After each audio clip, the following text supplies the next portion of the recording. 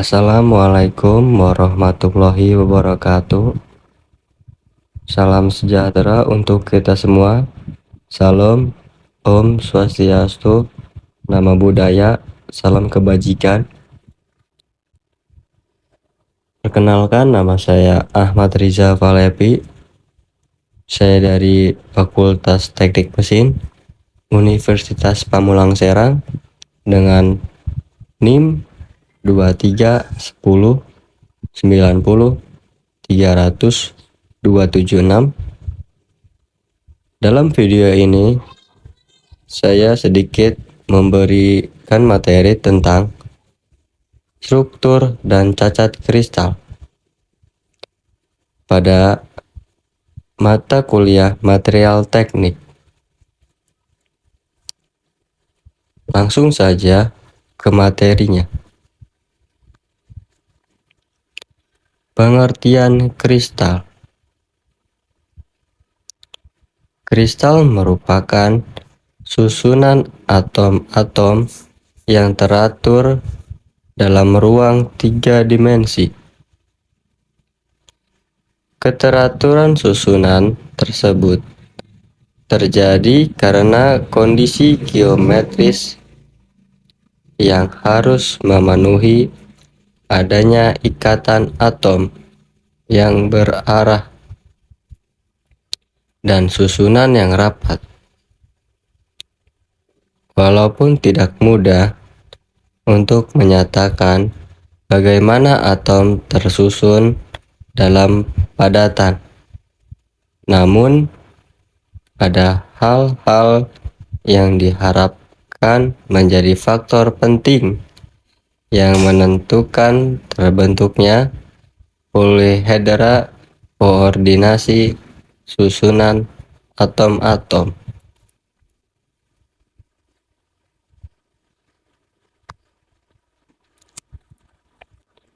Secara umum, zat cair membentuk kristal ketika mengalami proses pemadatan.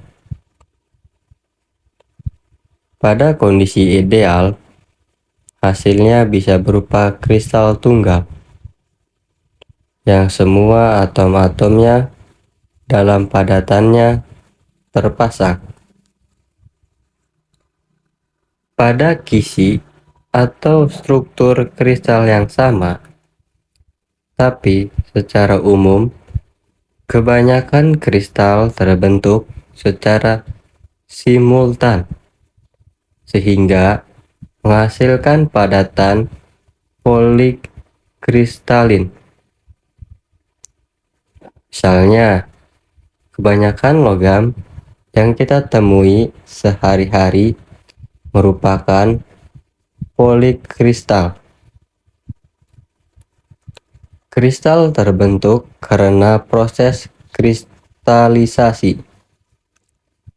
Pengertian kristalisasi sendiri yaitu proses pembentukan kristal yang terjadi pada saat pembekuan. Perubahan dari fase cair ke fase padat, jika ditinjau dari mekanismenya, kristalisasi terjadi melalui 2 tahap. Tahap yang pertama adalah tahapan nucleation atau pembentukan inti. Kemudian, tahap yang kedua adalah tahapan crystal growth atau pertumbuhan kristal.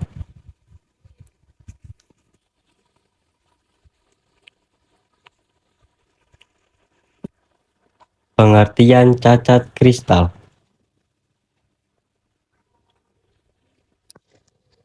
Kristal yang sempurna adalah kristal yang tersusun atomnya seluruhnya teratur mengikuti susunan atom dalam kristal polar tersebut.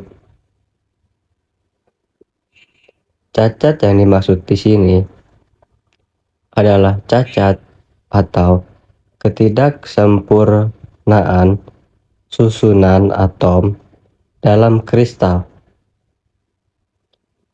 Cacat dapat terjadi karena adanya solidifikasi atau pendinginan ataupun akibat dari luar. Dalam kenyataan, kristal tidaklah selalu merupakan susunan atom-atom identik yang tersusun secara berulang di seluruh volumenya.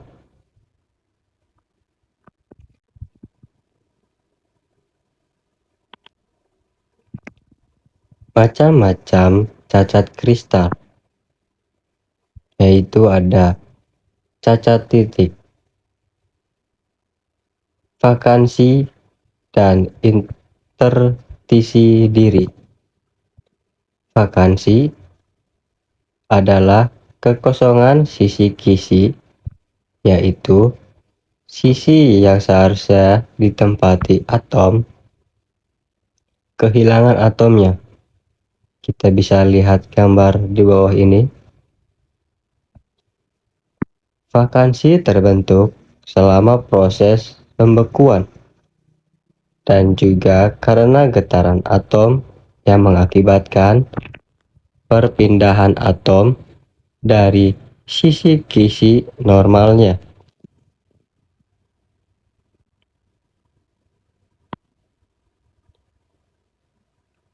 Intertisi diri adalah sebuah atom dari bahan kristal yang berdesakan ke dalam sisi intertisi, yaitu ruang kosong kecil di mana dalam kondisi normal tidak diisi atom. Jenis cacat ini bisa kita lihat pada gambar pada sebelumnya. Pada logam, intertisi diri mengakibatkan distorsi yang relatif besar di sekitar kisi karena atom intertisi lebih besar dari luang intertisi. Karena itu, pembentukan cacat ini kemungkinannya kecil dan juga konsentrasinya kecil, di mana konsentrasi jauh lebih kecil dari cacat vakansi.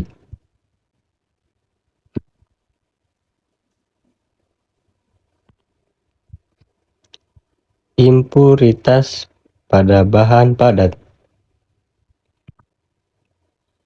Impuritas adalah atom asing yang hadir pada material. Logam murni yang hanya terdiri dari satu jenis atom adalah tidak mungkin. Impuritas bisa menyebabkan cacat titik pada kristal.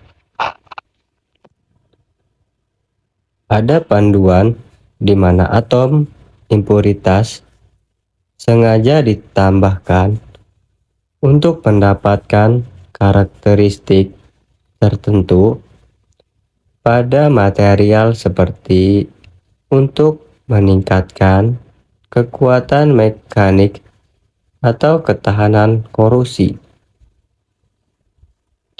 Contohnya, perak sterling adalah panduan 92,5%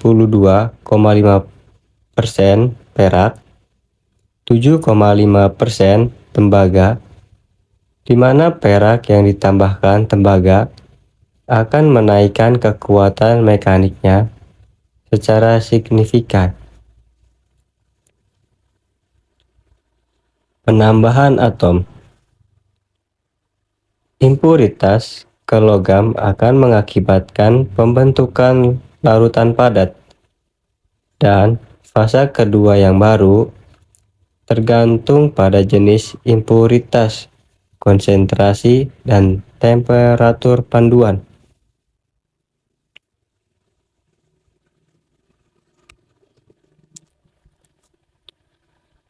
Larutan pada terbentuk ketika atom solut ditambahkan ke material induk.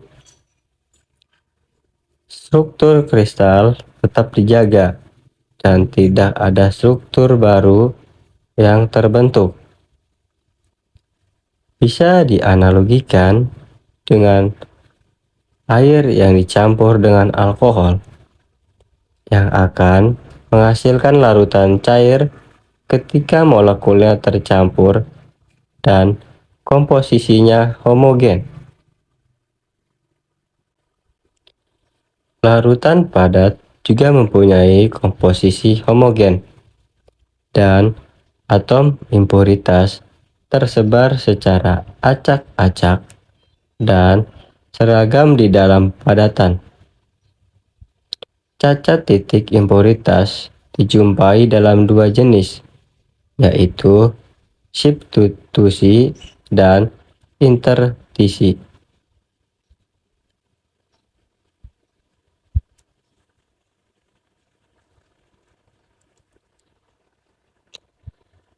Ada beberapa ciri atom, pelarut, dan solut yang akan menentukan derajat kelarutan atom solut pada atom pelarut, yaitu 1. Faktor ukuran atom. Larutan padat terjadi jika perbedaan jari-jari atom kedua atom kurang dari 15%. Kemudian ada struktur kristal. Untuk kemampularutan padatan yang besar, struktur kristal kedua atom logam harus mempunyai jenis yang sama. Kemudian ada elektronegativitas. Semakin elektropositif suatu unsur dan semakin elektronegatif unsur yang lain, semakin besar kecenderungan unsur-unsur ini akan membentuk senyawa logam daripada larutan padat substitusi. Kemudian yang terakhir ada valensi. Jika faktor-faktor lain sama, sebuah logam akan mempunyai kecenderungan melarutkan logam lainnya yang mempunyai valensi lebih tinggi daripada logam yang valensinya rendah.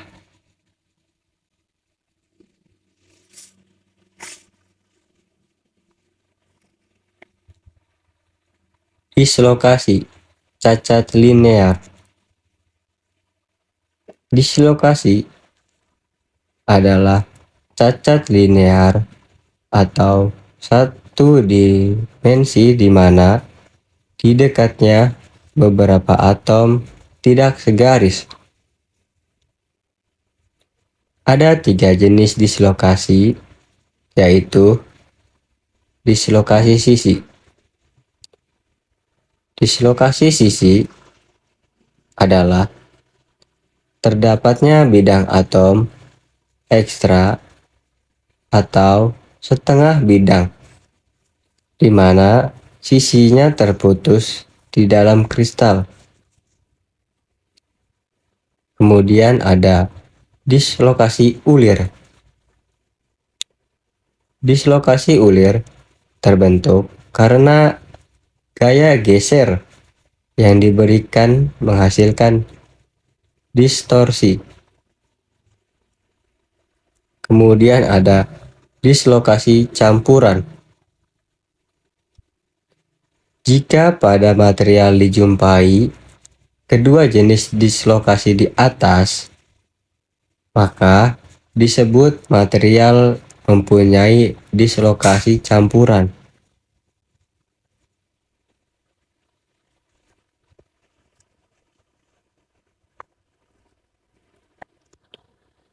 Cacat antarmuka. Cacat antarmuka adalah batas yang mempunyai dua dimensi yang biasanya memisahkan daerah-daerah pada material yang mempunyai struktur kristal dan orientasi kristalografi yang berbeda. Cacat jenis ini antara lain permukaan luar, batas butir, batas kembar, kesalahan tumpukan, dan batas fasa. Berikut adalah penjelasannya. Permukaan luar.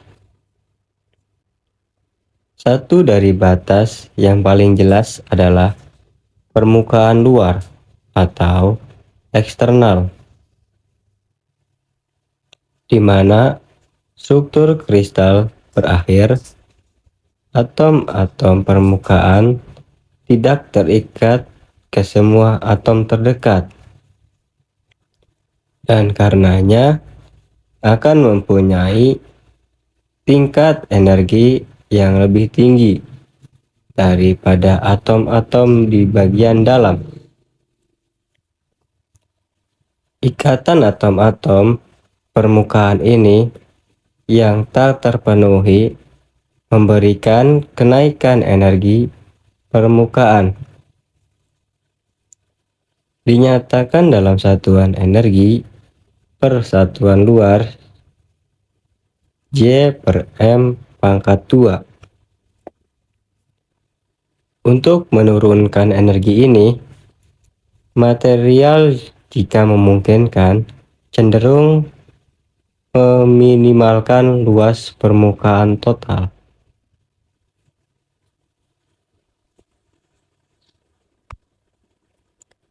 Kemudian ada batas butir. Batas butir adalah permukaan atau antarmuka yang memisahkan butir-butir grain kristal yang berbeda dalam material padat polikristalin. Sebuah butir kristal memiliki orientasi atomik yang berbeda, dan batas butir mempengaruhi sifat-sifat mekanik, elektrik, dan termal dari material. Kemudian ada juga batas kembar.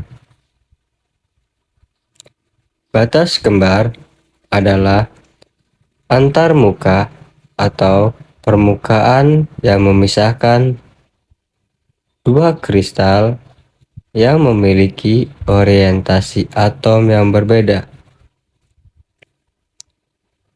Kristal-kristal ini disebut sebagai kembar karena mereka memiliki struktur atom yang serupa, tetapi dengan orientasi yang berlawanan.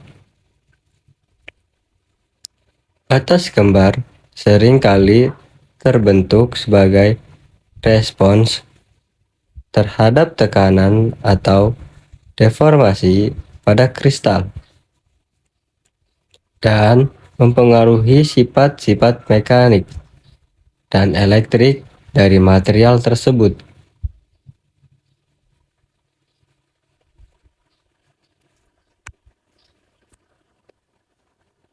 Ada juga kesalahan tumpukan.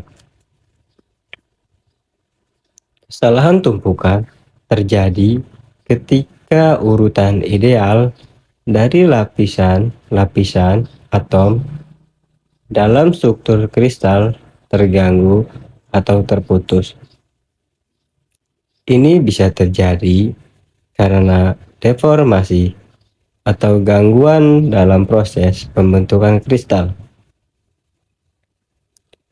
Kesalahan tumpukan mempengaruhi sifat-sifat mekanik dan elektronik material. dan penting dalam pemahaman perilaku deformasi dan perpindahan atom dalam kristal. Kemudian ada batas fasa. Batas fasa adalah permukaan atau antarmuka di antara dua fase yang berbeda dari sebuah material. Fase adalah bentuk agregasi atom atau molekul yang memiliki sifat fisik dan kimia yang seragam. Batas fasa dapat terbentuk antara fase padat-padat, padat cair, atau antara fase lainnya.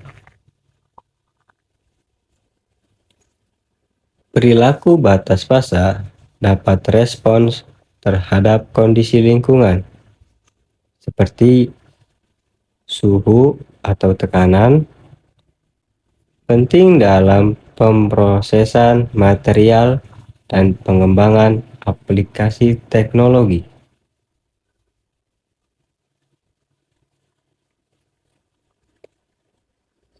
Cacat bulk atau volume. Cacat lainnya yang ada pada semua material padat, di mana cacat ini adalah lebih besar dari yang sudah dibicarakan, adalah pori, retak, inklusi, benda asing, dan fasa-fasa lainnya. Cacat ini timbul biasanya selama tahapan-tahapan proses atau fabrikasi.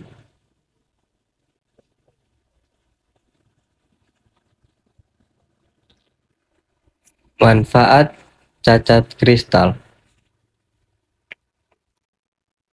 Cacat pada kristal dapat mengubah sifat listrik dan mekanik bahan. Kekosongan pada kristal dapat mengubah sifat listrik bahan. Sebagai contoh, kita memanfaatkan kekosongan pada kristal silikon untuk pendopingan oleh fosfor sehingga terbentuk semikonduktor tipe N. Selain itu, cacat kristal seperti kekosongan, dislokasi, dan boundaries dapat mengubah sifat mekanik bahan. Grain boundaries dapat menghambat difusi atom dan gerak dislokasi sehingga deformasi bahan sulit terjadi. Semakin kecil grain, semakin kuat bahan tersebut. Ukuran grain dapat diatur dengan laju pendinginan. Laju pendinginan yang cepat menghasilkan grain-grain yang kecil, sedangkan proses-proses pendinginan yang lambat menghasilkan grain-grain yang besar. Pendahuluan. Dalam penelitian ini, kami akan mengeksplorasi karakterisasi cacat Frankel dalam kristal keramik menggunakan teknik mikroskopi elektron. Cacat Frankel adalah salah satu jenis cacat titik yang sering terjadi pada material keramik, yang memainkan peran penting dalam menentukan sifat-sifat material tersebut.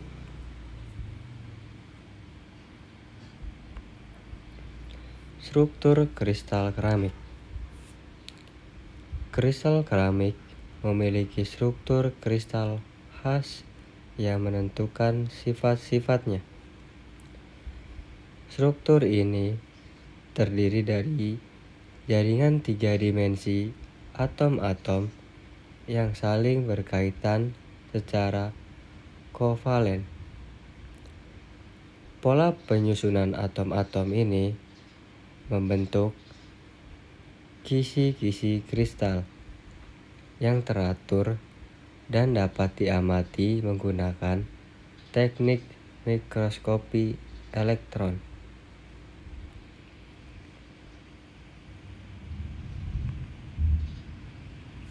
Cacat Frankel dalam kristal keramik. Kristal keramik dapat mengalami berbagai jenis cacat kristal. Salah satunya adalah cacat Frankel. Cacat Frankel terjadi ketika atom atau ion tertentu berpindah dari posisi normal mereka di dalam kisi kristal, meninggalkan kekosongan di salah satu tempat, dan terinterstitial di tempat lain.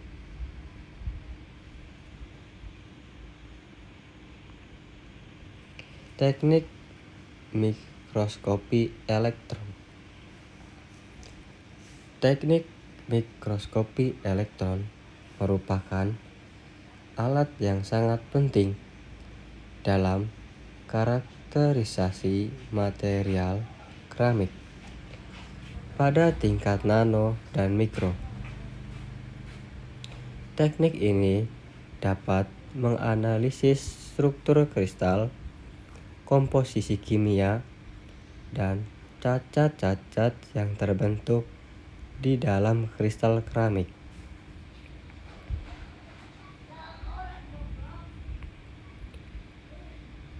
Preparasi sampel.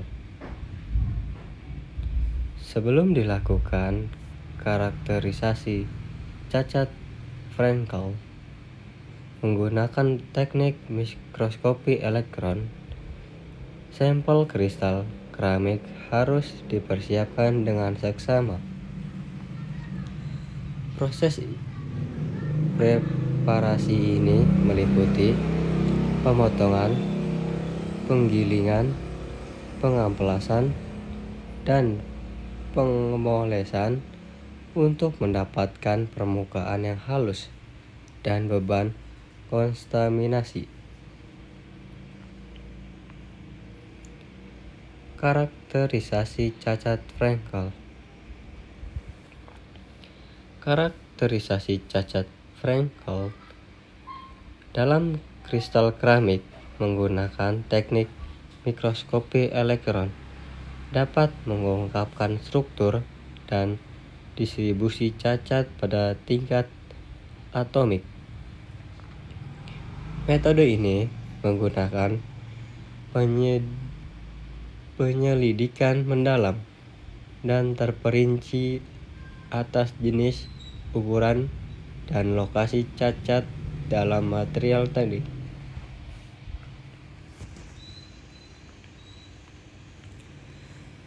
Analisis hasil karakterisasi. Hasil karakterisasi cacat Frankel dalam kristal keramik menggunakan teknik mikroskopi elektron akan dianalisis secara menyeluruh. Berbagai informasi penting akan dikumpulkan untuk memahami pengaruh cacat tersebut pada sifat keramik.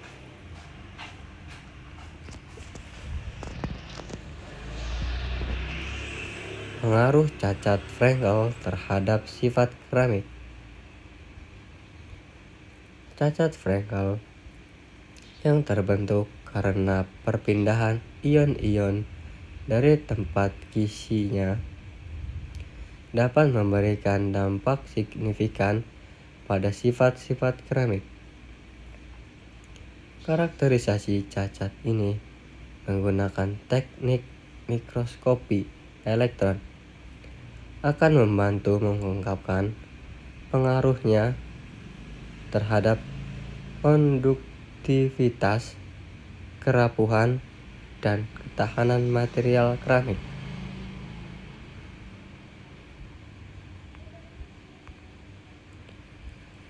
Aplikasi karakterisasi cacat Frankel. Karakterisasi cacat Frankel dalam kristal keramik memiliki berbagai aplikasi penting dalam pengembangan material keramik maju.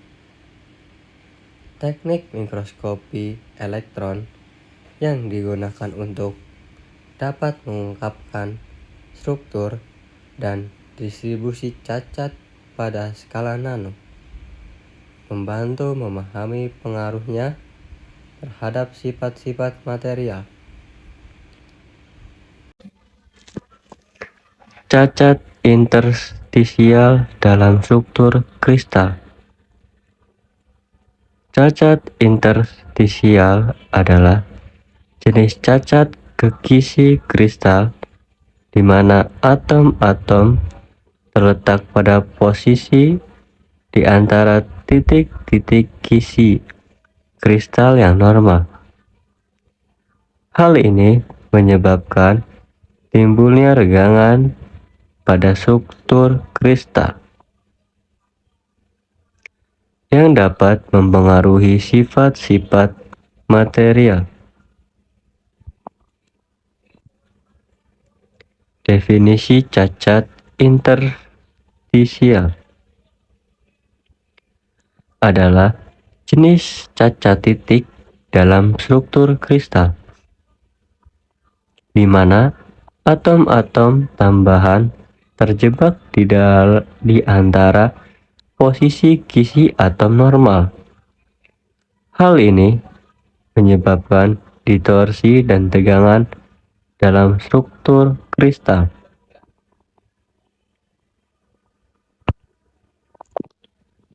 Pengaruh cacat interstisial terhadap sifat fisik kristal. Kehadiran cacat interstisial dalam struktur kristal dapat memberikan dampak yang signifikan terhadap sifat-sifat fisik material. Cacat ini dapat menyebabkan perubahan dalam parameter kisi kristal, seperti konstanta kisi dan volume unit sel,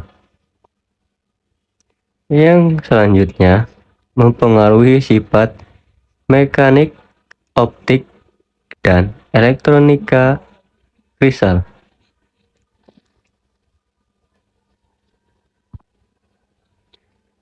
Pemodelan teoritis strain lattice.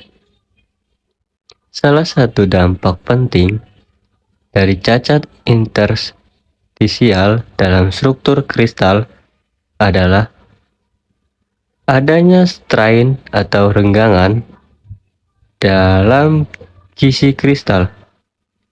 Pemodelan teoritis diperlukan untuk memahami fenomena ini secara mendalam.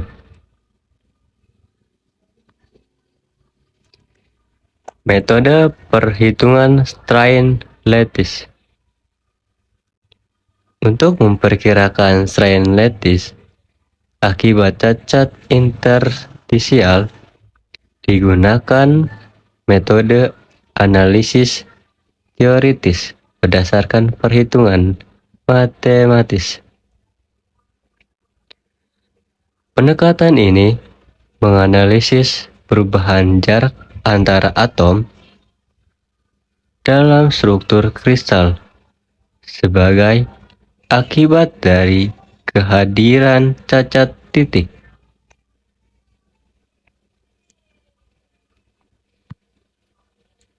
Asumsi dan batasan dalam pemodelan.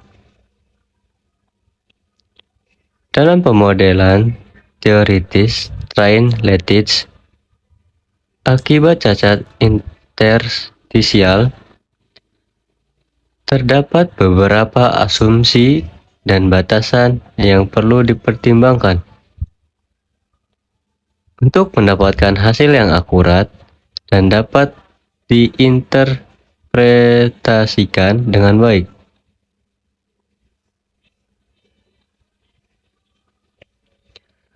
Hasil pemodelan strain lattice. Pemodelan teoritis menunjukkan adanya distorsi isi kristal akibat kehadiran cacat interstisial.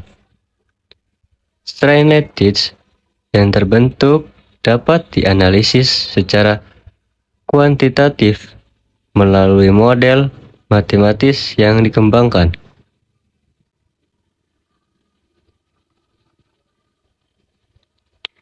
Analisis dan interpretasi hasil pemodelan. Hasil pemodelan teoritis strain lattice akibat cacat interstisial dalam struktur kristal memberikan wawasan penting terkait perubahan struktur kisi kristal. Analisis dan interpretasi mendalam diperlukan untuk memahami implikasi temuan ini pada sifat fisik dan mekanik material. Aplikasi pemodelan strain lattice. Akibat cacat interstisial dalam struktur kristal memiliki beragam aplikasi dalam bidang ilmu, material, dan rekayasa. Teknologi ini dapat membantu mengoptimalkan desain, produksi, dan karakterisasi material kristal dengan cacat untuk mendapatkan sifat-sifat yang diinginkan.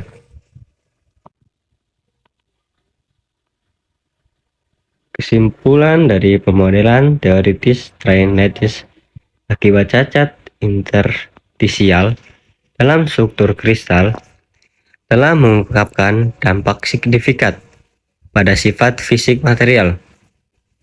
Beberapa rekomendasi untuk pengembangan lebih lanjut meliputi validasi eksperimental, variasi parameter, dan aplikasi pada material khusus.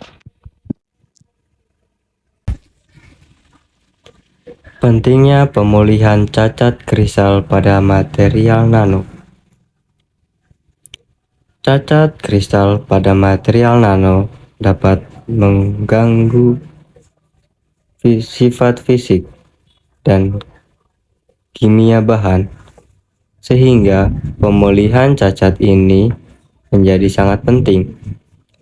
Metode pemulihan yang tepat dapat memperbaiki struktur material nano dan meningkatkan performa perangkat yang menggunakan bahan tersebut.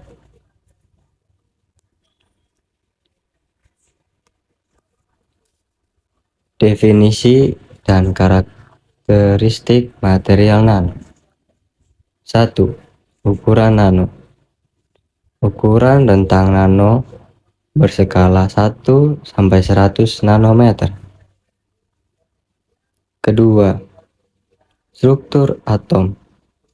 Jumlah atom sangat terbatas dan memiliki sifat yang unik. Ketiga, luas permukaan. Luas permukaan sangat luas, meningkatkan reaktivitas. Material nano didefinisikan sebagai bahan yang memiliki ukuran partikel pada skala 1 sampai 100 nanometer. Pada skala nano, material memiliki struktur atom yang terbatas, sehingga memunculkan sifat-sifat unik yang berbeda dari material pada skala makro. Salah satu Karakteristik penting material nano adalah luas permukaan yang sangat besar yang dapat meningkatkan reaktivitas material tersebut.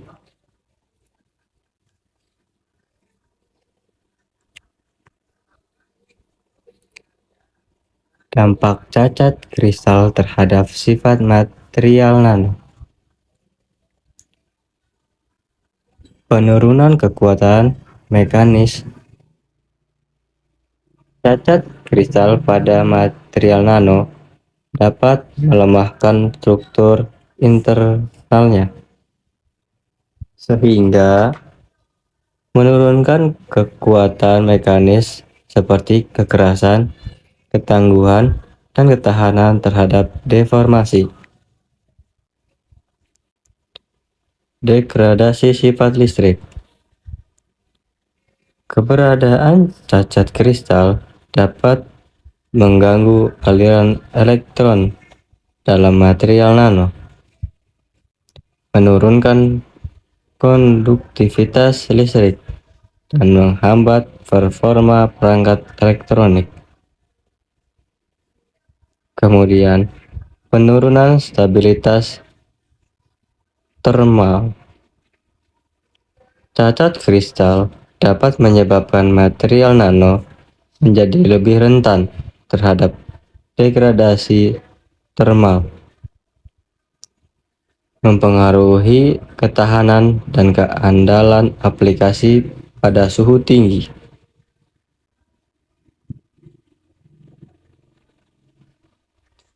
Metode pemulihan cacat kristal konvensional. 1. Penyinaran radiasi. Metode ini menggunakan radiasi energi tinggi untuk merekonstruksi struktur kristal yang rusak. Kedua, pemanasan termal. Pemanasan material pada suhu tinggi dapat memicu rekristalisasi dan memperbaiki cacat kristal. Yang ketiga, implantasi ion. Injeksi ion-ion ke dalam material dapat merekonstruksi struktur kristal yang cacat.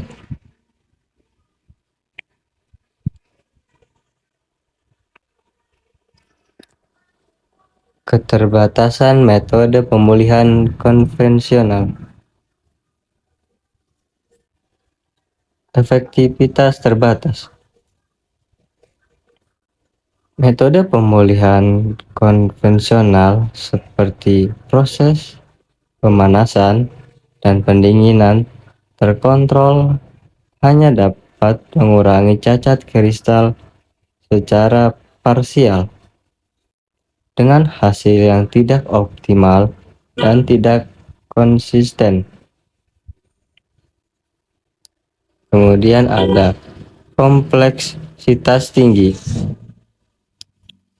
Proses pemulihan cacat kristal dengan menggunakan metode konvensional membutuhkan peralatan dan kondisi operasi yang kompleks, sehingga sulit diterapkan secara efisien dan ekonomis. Kemudian yang ketiga ada kerusakan struktur.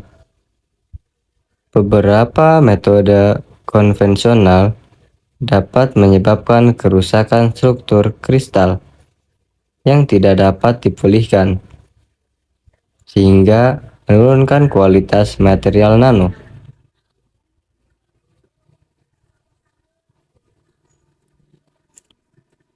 Pengembangan metode pemulihan cacat kristal baru.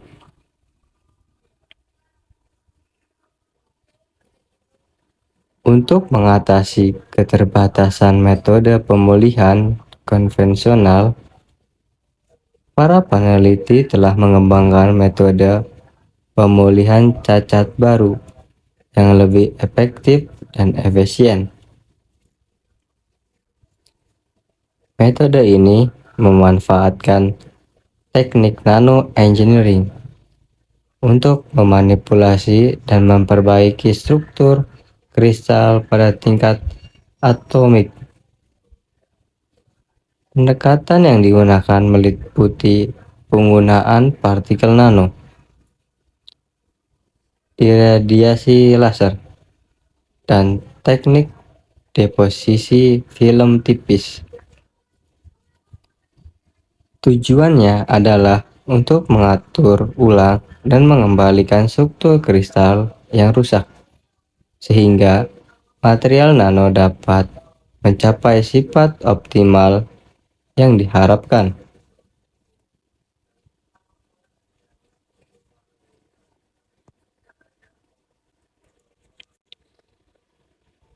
Prinsip kerja metode pemulihan cacat kristal baru. Proses kimia. Metode pemulihan cacat kristal baru memanfaatkan proses kimia yang kompleks untuk merestorasi struktur kristal pada material nano yang rusak.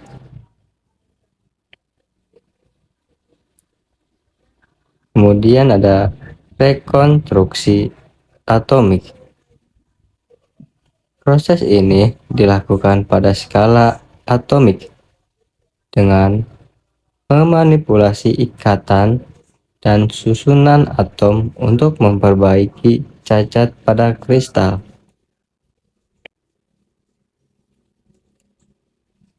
Yang ketiga ada kendali suhu. Suhu yang tepat diperlukan untuk mengaktifkan reaksi pemulihan dan memastikan struktur kristal kembali dengan optimal.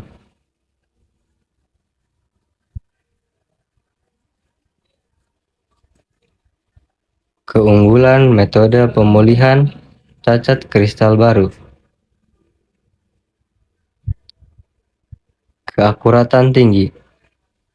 Metode pemulihan cacat kristal baru menggunakan peralatan canggih yang dapat mengidentifikasi dan memperbaiki cacat pada level atomik dengan ketelitian yang sangat tinggi. Kemudian, efisiensi proses. Proses pemulihan berlangsung secara cepat dan efisien, meminimalkan kerusakan material dan memaksimalkan hasil perbaikan cacat kristal. Kemudian yang terakhir, meningkatkan sifat material. Metode baru ini terbukti secara signifikan meningkatkan sifat-sifat material nano seperti konduktivitas, kekerasan, dan ketahanan terhadap kerusakan.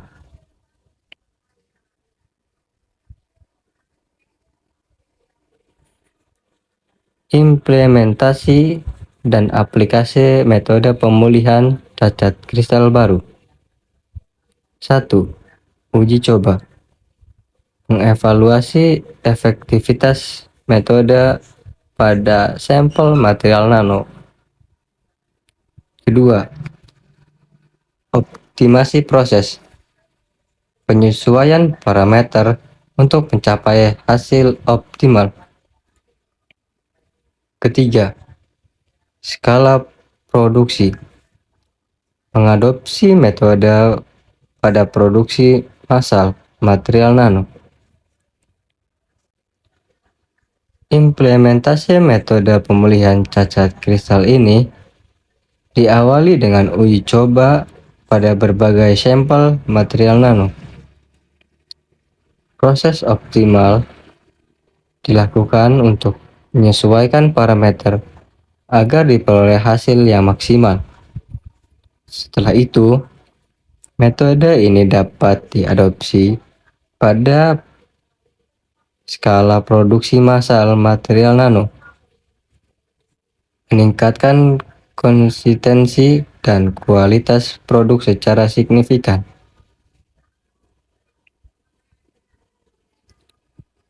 Kesimpulan dari video kali ini yaitu kristal merupakan susunan atom-atom yang teratur dalam ruang 3 dimensi. Keteraturan susunan tersebut terjadi karena kondisi geometris yang harus memenuhi adanya ikatan atom yang berarah dan susunan yang tepat. Cacat kristal ternyata dapat memberikan manfaat. Misalnya, kita memanfaatkan kekosongan pada kristal silikon untuk mendoping oleh fosfor sehingga terbentuk semikonduktor tipe N.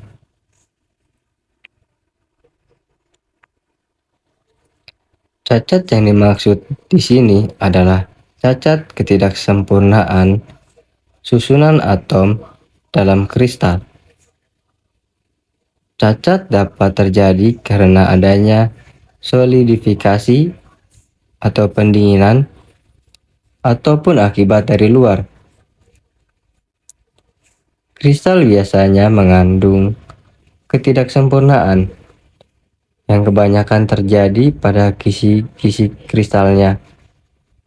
Karena kisi-kisi kristal merupakan suatu konsep geometris, maka ketidaksempurnaan kristal juga diklasifikasi secara geometris.